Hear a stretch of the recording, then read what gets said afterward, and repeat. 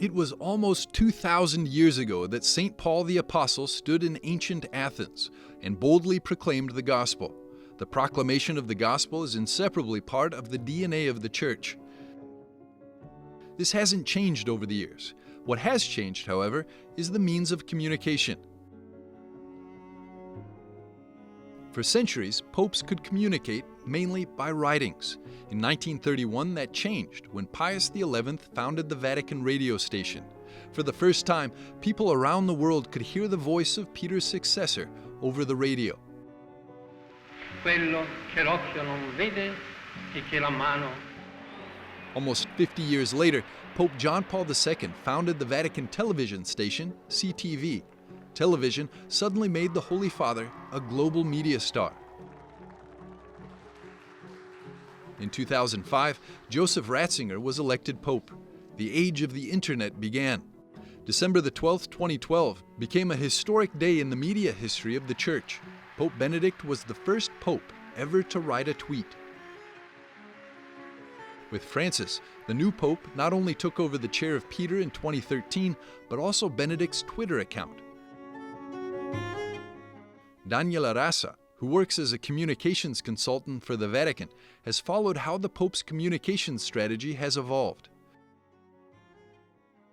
The explosion of the social media has come later with the current Pope, during the papacy of Pope Francis. So certainly the continuity of using the media, the social media in this case, has also exploded in the sense that the Vatican today is using many social media, and the Pope is a star, we can say. Today, social media giants like Twitter, Instagram, and YouTube are important tools for the pontiff to stay in touch with his flock.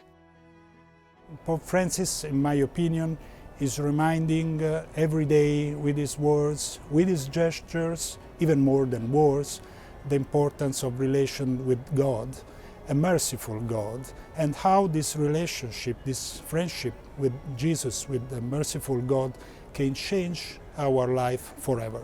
So I think this is the real core. The most important thing is doing even on a communication level. The importance of the media was particularly impressive when the coronavirus pandemic broke out.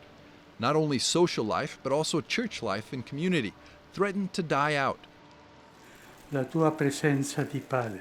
The picture went around the world when Pope Francis gave the blessing Urbi et Orbi in the deserted St. Peter's Square in March of 2020.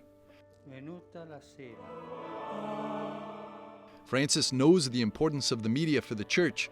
This shows in his decision to beatify Carlo Acutis in October of 2020. Carlo, an Italian teenager, died of leukemia at the age of 15. A devout Catholic, he used the internet by the early 2000s. At the age of 11, he created a website with an online directory of Eucharistic miracles. I think that Pope Francis, with his capacity to generate images, is really up to the task to be a communicator for the social media age. We don't have to be fearful to stay there and to evangelize even in this new continent, because it's really a continent.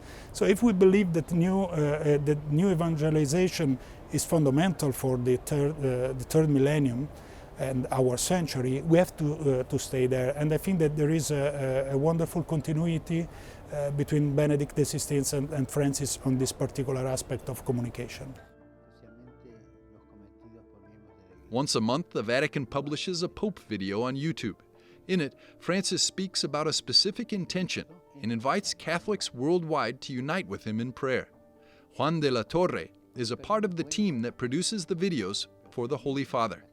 I think that we need to use technology as a tool, right? And we need to understand that we are in a very unfair relationship, because we are just normal people, but then we have the cell phone, and we have like the most important minds on earth trying to spend like 1 second more there. So there's a kind of a fight there that we need to realize that we are David and Goliath. In 2,000 years, the mission hasn't changed. Pope Francis, the digital Pope, is just adjusting to the modern world.